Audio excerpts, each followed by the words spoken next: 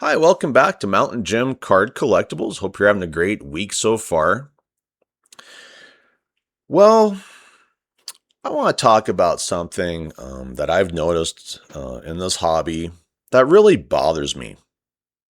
And what is that? Well, it's like I no longer hang out with the type of people who used to be in this hobby. It's like all those people have been replaced. And who have replaced those people? I'll tell you who. Speculative investors, okay? And everything about this hobby is about speculative investing. So you can't just own a card, you have to send it in to get graded so you can sell it to make boatloads of cash, okay? And back when I was growing up, it was all about finding the card and keeping it and, adding it to your collection. And everything was affordable for the most part during my age in the 80s and 90s, of card collecting. But nowadays, it's not about collecting. It's all become part of the world of investing. So in the 80s and 90s, if I wanted to invest, I'd look at the stock market.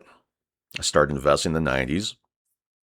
And that's pretty much where I'd go. All right.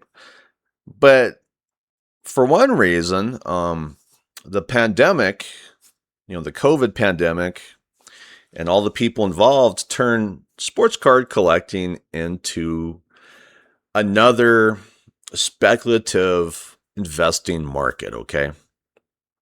And so the type of people who I really enjoyed hanging out with have been replaced for the most part.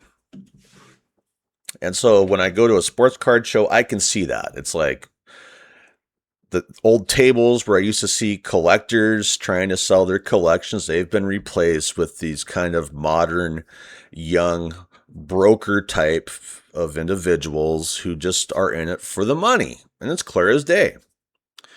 Now, to me, the biggest red flag of speculative investing is how people can no longer just own a card. They have to send in the PSA to get it graded so that they can obviously, hype up the value on the card and sell it. So that's probably why I don't really like the sports card or TCG community in its current form, okay?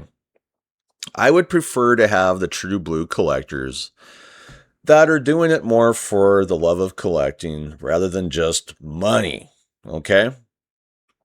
And so I'm not going in as much into sports cards as I used to for a lot of reasons, mainly the Topps Fanatics Monopoly, as well as the PSA Monopoly. It all just feels like a big grift to me at the end of the day, all right? I've cried out enough competition, competition, competition, but eventually, when you look at this sports card industry, you may be just like me and go, I'm just not really interested in it for a lot of reasons. And probably because it's become a speculative market first and foremost, okay? So if you don't know what a speculative market is, I'll just read this Google Gemini AI overview. Speculative investing is a high-risk strategy where you commit capital into assets expecting rapid outsized returns rather than relying on historical growth, dividends, or steady income. Unlike traditional investing, which focuses on compounding wealth and fundamentals, speculation relies heavily on short-term price movements and market sentiment, okay? And that is the issue that I have with sports cards and TCG and just card collecting in its current form, is the fact that, well, we can't just collect cards. It's like stepping into the stock market, all right? And we get the same sort of people involved, all right? And so one of the big players of our current sports card hobby, of course, is Michael Rubin. And I just wanted to remind you that, Michael Rubin is going to have another big party, like he does with all of his big celebrities on July 1st this year. And the reason why I brought that up is because he's really important in the hobby currently. And if anyone knows my channel, they know that I really just will not bend the knee to Michael Rubin ever. And so, to me, he's another reason why the sports card hobby doesn't feel like a hobby anymore. It just feels like a big grift, with, the way that they price boxes and the way their monopolies ran. And the issue I have is the fact it's a monopoly. It's not just a normal sports card collecting monopoly. It's a speculative investor monopoly. Don't pretend it's not. That's all it is. Breaking companies, Fanatics Collect, all these big sales that they make on Fanatics Collect, okay? That's all it is. That's all this hobby cares about is the biggest investors, the wealthiest people, and no longer cares about collectors anymore. And so this PSA shutdown where everyone's just crying the blues, to me, really shows the true colors of our hobby, okay? It says they don't care about the cards. It says they only care about it getting graded, getting it slabbed up, and reselling it on the speculative market, okay? And so that is one of the ugliest parts of our hobby currently is how we don't have collectors doing this anymore. We just have investors, all right? And that's why I'm just not as interested in sports cards and collecting as I used to be.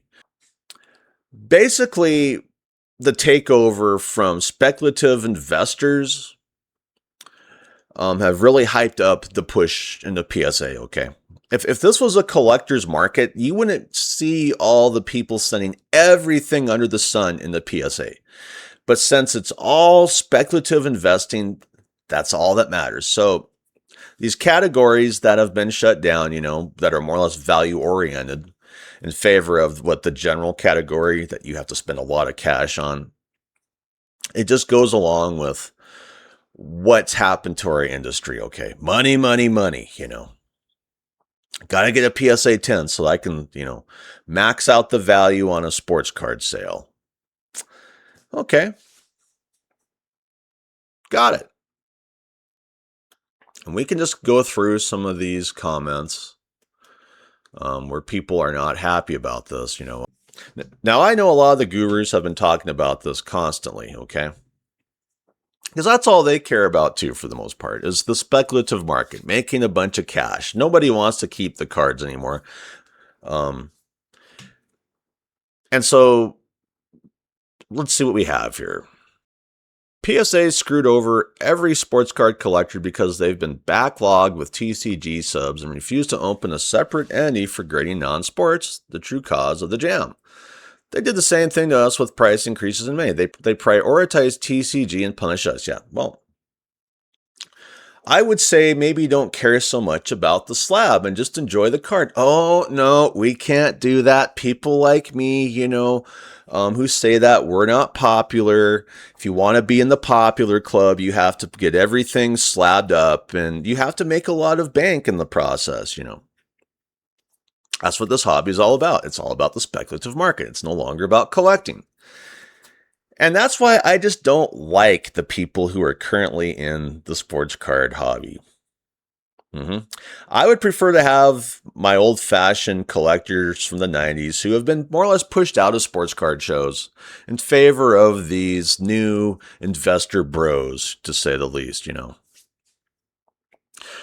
For posterity, if you have a valuable raw vintage card collection and want fair value for sure, send in bulk to an auction house and tell them to grade it and take it out of the ultimate proceeds. Otherwise, you'll be the guy with no cards until he pays a $23,000 PSA bill. Yeah. And the way that PSA operates, how they will take your card and they want a lot more money, if it's valued and it goes straight to the eBay, PSA vault market or whatever. It just doesn't even feel like the way it should. I mean, grading cards, in the, I guess, early 2000s felt more like it should than it currently does. Because once again, it's all about the money. And that's why, when I look at sports cards anymore, even in LCS, I just feel like it's almost like stepping into a Wall Street brokerage. It's not the same place where I used to go for the most part. And it has to do with all this, push into value, grading, money, $1,000 cards. And eventually, it may turn you off like it's turned me off, It says here, I'm very glad I'm not grading cards anymore. As soon as the turnaround went to 14 weeks about a year ago, I gave it up. On the flip side, I have zero clue what raw values are going to do, but I will never doubt the dollar boxes or the off-season dibs for buying, yeah. And hey, this guy sounds more like a true collector to an extent, I mean, yeah, he was still playing the game with PSA, but that's where this hobby has really turned into a joke. It's not a very welcoming hobby. It's a hobby where most people are just getting in to make as much money as they can, and that's all it's about. At PSA Card hires people like you and I to arbitrarily grade cards. These people are not special card gurus, yet we flock to PSA like it's God himself handing out 10s. Why do we still buy in this garbage? A dude calling it a 10 and putting it in plastic doesn't change the card. Well, it's all about the speculative market. It's all about turning our hobby into just another brokerage. Okay? You've got crypto, you've got the stock market, now you've got sports cards, and you get the same sort of people that you would get from those other, speculative markets like the stock market or the crypto bros. Anyway, well, I'd like to thank my subscribers. You're the only reason I do this,